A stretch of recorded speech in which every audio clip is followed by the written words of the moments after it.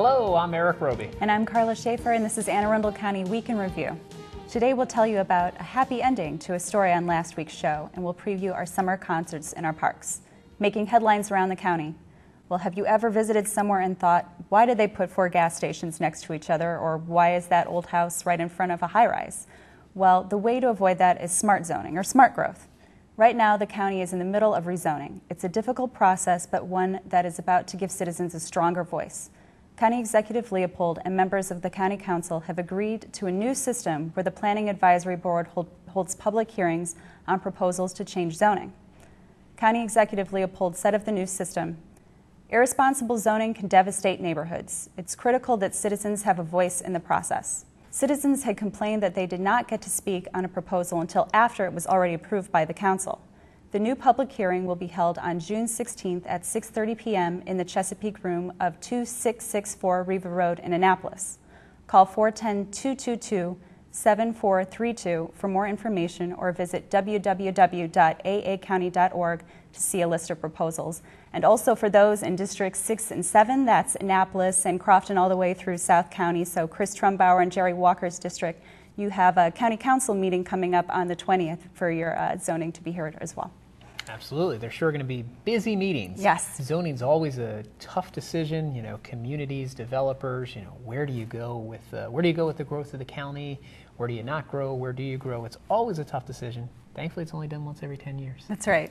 So, well, in this week's Community Spotlight, Jody Letty joins us with a reminder about those yellow bins and dumpsters at county parks and athletic fields. Jody.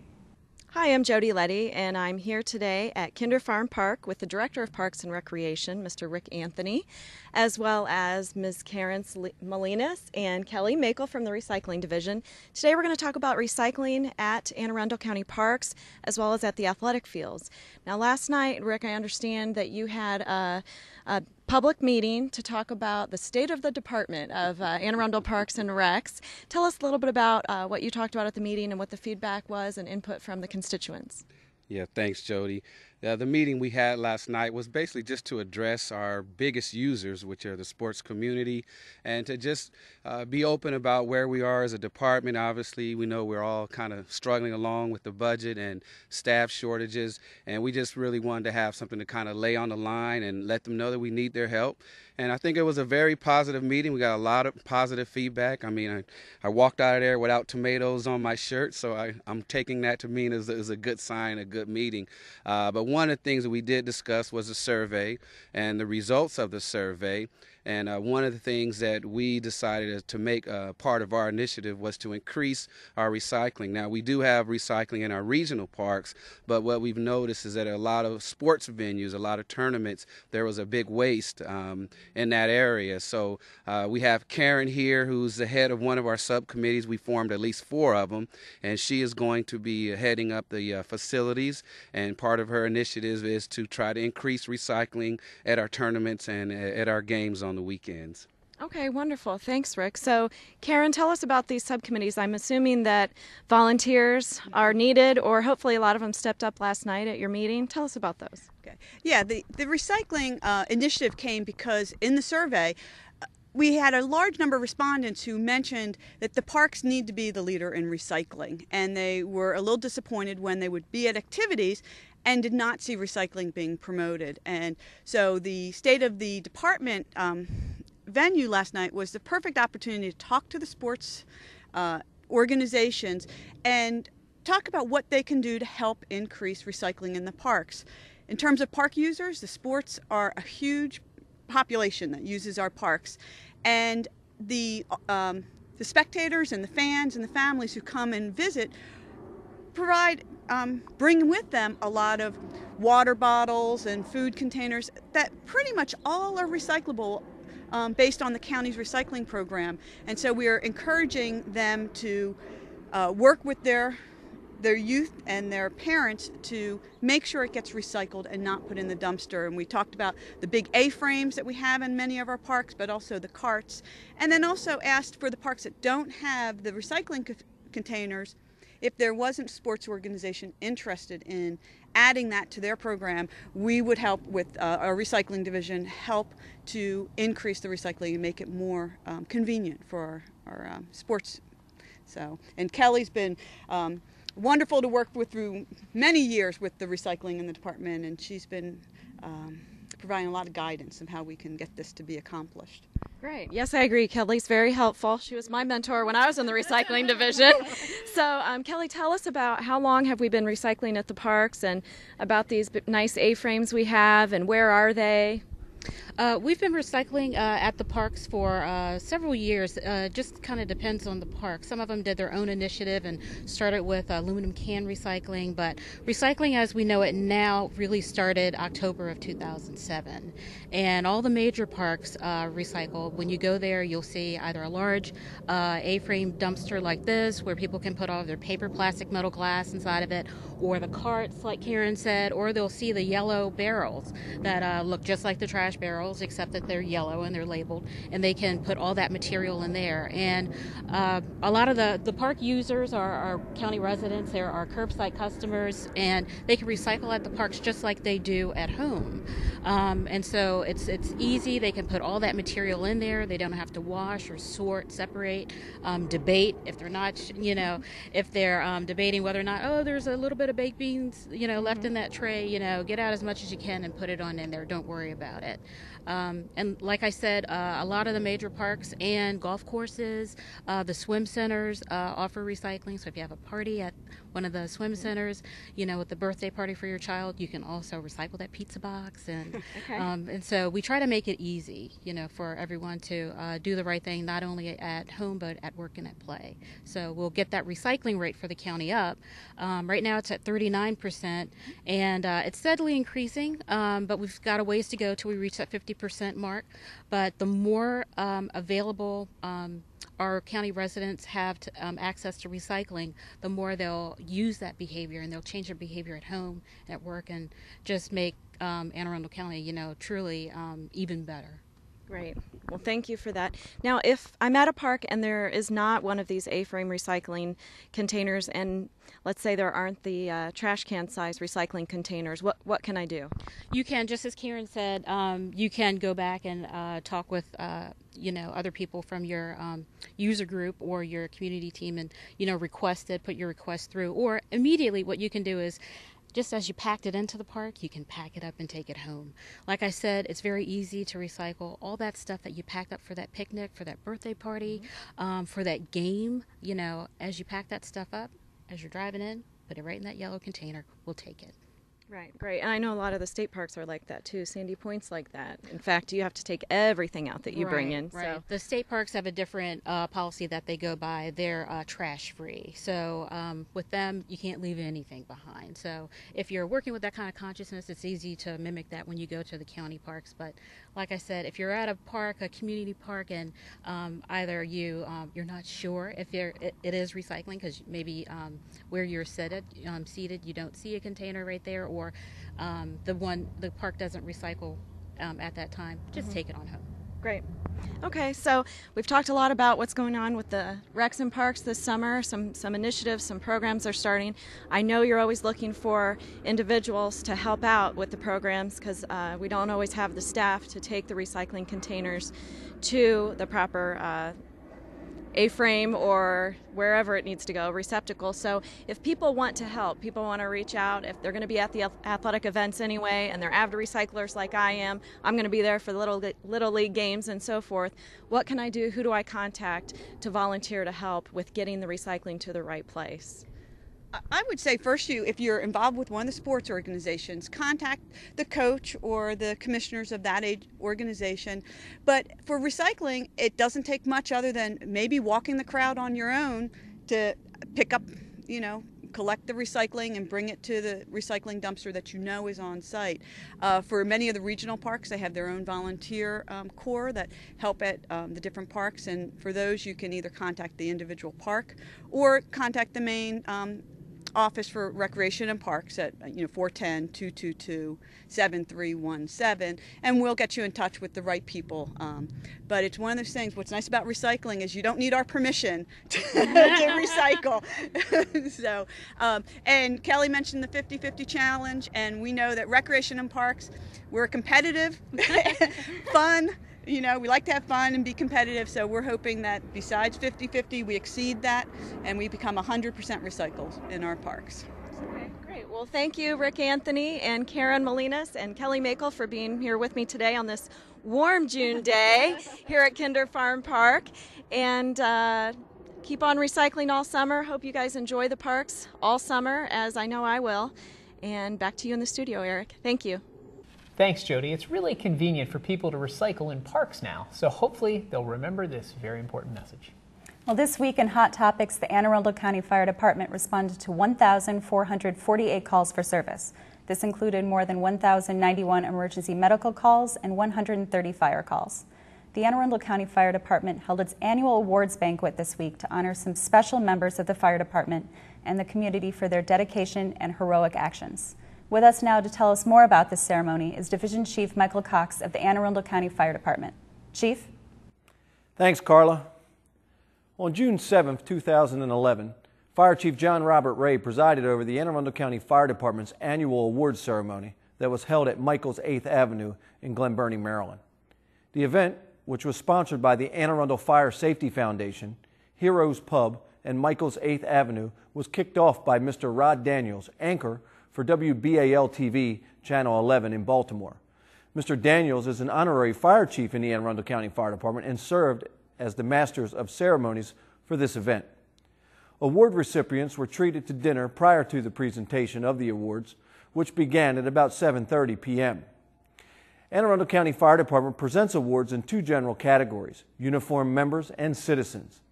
Each award submission is reviewed by the department's Commendation Review Committee and then submitted to the fire chief for final approval. This year, there were a total of 8 awards given to civilian and uniformed personnel for their acts of bravery as well as their outstanding accomplishments.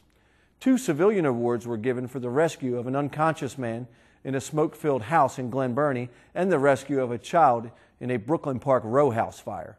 Similarly, 2 other civilians were greeted and thanked by the victim that they successfully resuscitated after he collapsed and suffered a near-fatal heart attack at a local health and fitness facility in Millersville.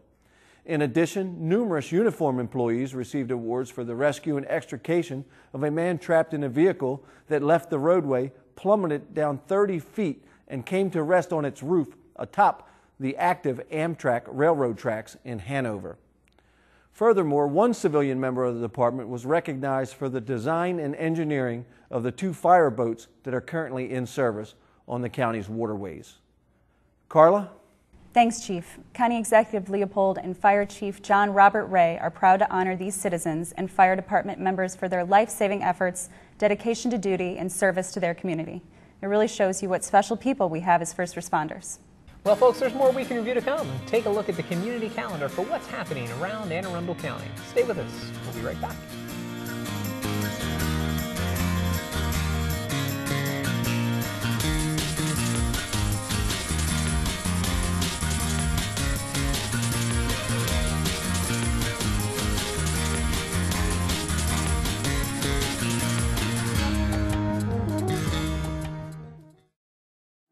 County Executive John Leopold wants to remind all residents that an animal should never be left unattended in a vehicle during the hot summer months. Even on a mild day with the windows cracked, the temperature inside will rise quickly, causing imminent harm or death to pets. If an animal control officer sees an animal left unattended in a vehicle, a criminal citation will be written, and the owner of the vehicle must appear in court and face a potential fine of $500 and 30 days in jail. Don't put your animal in harm's way, even on a mild day. Don't leave any pets unattended in vehicles. And welcome back. Well, in this week's Police Beat, Justin Mulcahy will tell us about a drug bust in Riviera Beach and a robbery that occurred in Glen Burnie. Justin. Thanks, Erik.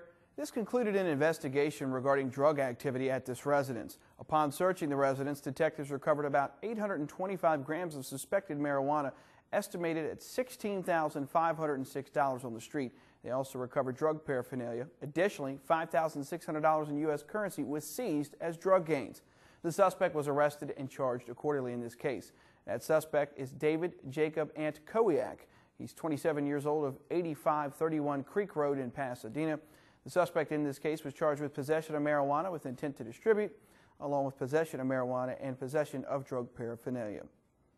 We're going to move on now to our second incident. That one took place on June 7th around 2:35 in the afternoon. That's when officers from the Northern District they responded to a wooded area behind the Target store located in the 6700 block of Ritchie Highway in Glen Burnie for a report of an attempted robbery that just took place. Officers located the adult male victim who had apparently sustained several lacerations. The victim indicated that he was walking in the area and the suspect approached him and demanded money. The suspect grabbed the victim who fought back against the suspect. There was a struggle and the victim was stabbed with a knife by the suspect who was last seen fleeing the area on foot. Several officers, a K-9 unit and the aviation unit canvassed the vicinity but were unable to locate this suspect. The victim in this case was transported to University of Maryland shock trauma with what was deemed to be non-life-threatening injuries. This investigation is ongoing. Folks, the suspect in this case is a Hispanic male, described as being about 5'8", 150 pounds, last seen wearing a white T-shirt. As always, if you have any information on any of the crimes or suspects we mentioned on the show, don't hesitate to call, email, or text your tip to Metro Crime Stoppers hotline. The number is available 24 hours a day, toll-free at 1-866-7-LOCK-UP. You can also text message MCS plus your message to crimes at 274-637. Or visit the website at www.metrocrimestoppers.net. Remember, folks, phone calls are not recorded and callers remain anonymous. You might be eligible for that cash reward of up to $2,000. Back to you, Eric. Thanks, Justin. Hopefully an alert viewer will recognize the description and call police about this attacker. We also want to update you on a story from last week. In a bizarre incident, a stabbed man who later died from his injuries crashed his truck into the Anne's Dairy Cream parking lot and hit a 15-year-old girl, Gabby Knight. Gabby's father, Tim, told the Maryland Gazette this week that the teen is recovering and he even jokes about the incident. The girl sustained 2 pelvic fractures and received 6 stitches in her chin. Mr. Knight estimated that his daughter was thrown about 20 feet when she was struck by the truck. What an amazing and strange story, but boy, we're glad it's turned out for the best for her. Our Department of Aging and Disabilities offers a wide variety of programs and services to the community, and this week, Mary Felter speaks with Chris Moore to discuss the department's new online services. Mary? Thank you, Karla. Today, my guest is Chris Moore, who's a certified information and assistance specialist with the Department of Aging and Disabilities. Welcome to the program, Chris. Hi, Mary. Thank you.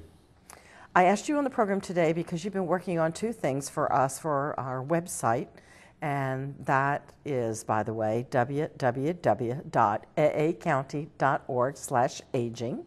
And those 2 things are the live chat feature and also our new Facebook page. And so I thought maybe you could come on the program today and talk to our people about this a little bit. Tell me, where did you find out about the live chat feature and why are we doing it? Okay. Last year during our National Alliance of Information and Referral Specialists, it's a national organization over my field, we found out about the live chat feature during one of the workshops, and we thought it would be a good idea to just increase the lines of communication, add another way for people to get in touch with the Department of Aging. Right now they can get us through the website, they can call us on the telephone, 410-222-4257, and now they can do Facebook as well, and just go up on the website and click on live chat. It's right up there on the right, right? Yeah, it's right on. It's a little link right above the most requested pages section of the website, and you just click on it, and even if nobody is there, you can still leave a message, and we'll get back to you as soon as we're able to. What is your usual time period for that? What hours are you open? During our regular business hours, 8 to 4:30, Monday through Friday. Generally, we keep it staffed if we're able to. We're running a little short-staffed as of right now, so sometimes we're not going to be available. We will get back to you within 1 business day if we're not able to be on there live with you. Okay. And then tell us a little bit more about the Facebook page that we've just set up. What's on that? Really excited about that. We went with the group format previously, and Facebook made a lot of changes to that makes it more of a small group, interpersonal type thing. It's not really conducive to an agency like ours, so we did start a Facebook page. We just need everybody to go like that at www.facebook.com/Arundel Seniors. We try to make it very easy for everyone to remember. Mary puts lots of postings up and everything, all of our press releases and things like that. You can also leave messages for the Department of Aging, and we'll make sure they get routed to the right people. Well, one thing I put up there today was the calendar events for the rest of June. And I'm going to do that for the rest of July as soon as I get all the information put together. And I put up a questionnaire and asked what people want from the department, actually. And the calendar of events was the first thing, so we got that posted right away. So. Absolutely. Well, if people want to find that page again, what is the information that they should know? What is the address? Okay, you want to go to www.aacounty.org/aging. And again, and that's for the live chat. And you just click on the link that says live chat. For Facebook, it's www.facebook.com/ArundelSeniors. Well, thank you very much for providing that information. Obviously, people who are coming along, the baby boomers who are getting up there, they're familiar with how to do these things on the internet. And so we're really glad to have that up there. Thank you for your help. Oh, no problem. Just wanted to stay ahead of the wave and everything and just, again, provide as many ways to communicate with us as possible. Thank you for coming on the program. Thank you. This is Mary Felter for the Anne Arundel County Department of Aging and Disabilities for Arundel Week in Review. Back to you, Karla. Thank you, Mary. Well, are you looking for a great way to spend some time with the family in the great outdoors? We have a little preview for you of all the free summer concerts coming up this season at our county parks. In this week's Recreation and Park Spotlight, Carolyn Ryan joins us from Quiet Waters Park to tell us more about these concerts. Carolyn. Thanks, Erik. Well, they say the whole world is a stage. That's definitely true here in our little corner of the world at Quiet Waters Park Amphitheater, where I'm joined by Ranger Akeem Ellis and Ranger David Berman, and they're here to talk a little bit about this summer's concert series at both Downs Park and Quiet Waters Park. Thank you both for being here today. Thank you very much. Now, Akeem, Ranger Ellis, we'll start with you. You are at Downs Park in Pasadena. Tell us a little bit about your concert series. I know you guys had your first concert on June 6th. Tell us a little bit about the bands that are playing this year. Yeah, June 6th we had Electric Brigade come out. They're a naval band. They draw a huge crowd for us. Next week we have Bad With Names. They're a rock band based out of Pasadena. They'll draw a huge crowd also. And we also have an Elvis impersonator coming on June the 26th, so it's turning out to be a good season. Great. And how about the concerts at Quiet Waters? Well, the concerts at Quiet Waters haven't quite started. Our first one will be on July the 9th. This year we're featuring two naval bands, one of them being the Cruisers. Also, we have Kelly Bell coming back, which has always been a public community favorite for the past few years now. Our concerts are from 6 to 8 on Saturdays, with our last two being 5:30 to 7:30. Great. And your concerts are on? Our concerts are every Sunday from military being 6:30 to 8 o'clock, and our regular bands, our civilian bands, being from 6 to 8. Okay, great. And tell me a little bit about the cost of the concerts. Our cost is pretty much free an hour before the concert starts. If you come in before that hour, it'll be $6. But an hour before the concert starts, it's absolutely free. Okay. Same with Quiet Waters. It's free an hour before the show, so it gives you plenty of time to get you a good spot on the hill, put out a blanket, get yourself a picnic, and get ready for the show. Now, I know your friends groups at your parks are also very involved in the concert series. Tell us a little bit about that.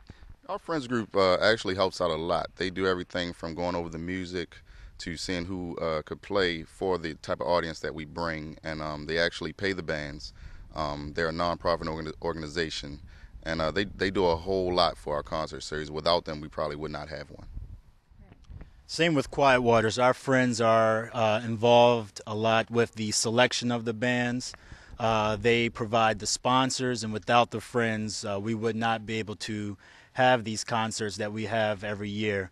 They also help in staffing the concerts, as well as looking for volunteers. Great.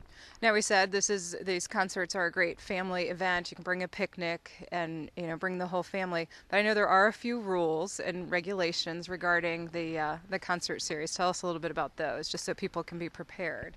Yeah, Downs, our main thing is we do not allow alcohol in any of the county parks during the concert series. We also, with pets, we just ask that they move to the outer areas for noise situations. And smoking, you have to be at least 100 yards away from the concert area. And the last thing that we ask is that if you do have kids that are on bikes or playing with any type of ball or anything like that, we just ask that they move away from the concert area.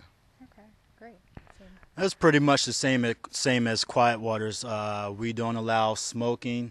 Alcohol is definitely prohibited, not just at the concerts, but throughout the park year-round. You're not, if you have a dog, they must be on a leash at all times. If you're playing with a ball, we ask that you stay to the outside. If you set up a tent, pop-up tent for birthday parties or small gatherings, those must stay to the top of the hill. And if you want to dance, you can come up and dance. There are no rules against that, but just keep an eye on your children. Sounds like great fun. Now, to get more information, our viewers can go to our website, www.aacounty.org/recparks, and get all kinds of information on the concert series and both Downs Park and Quiet Waters Park. Well, thank you both again for being on the show. Back to you in the studio. Thanks, Carolyn. And Karla and I were talking off camera, and I think you're considering the Elvis show at Downs Park? I might be. Huh. Well, I'm thinking I'm more of like Only if Eric's going. No.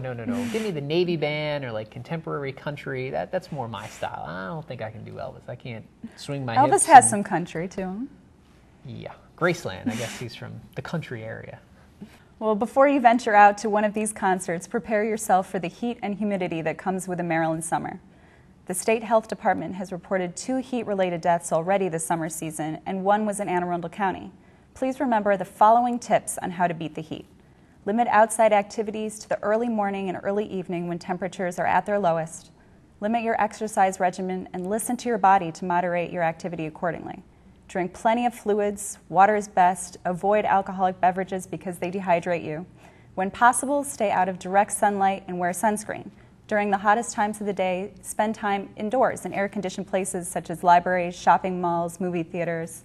And if air conditioning is not available, take cool baths or showers to help cool down during the hottest times of the day. Wear loose-fitting clothing and light-colored clothing as well. Beware of overloading fans and air conditioners. If the cords of these appliances are hot, discontinue their use.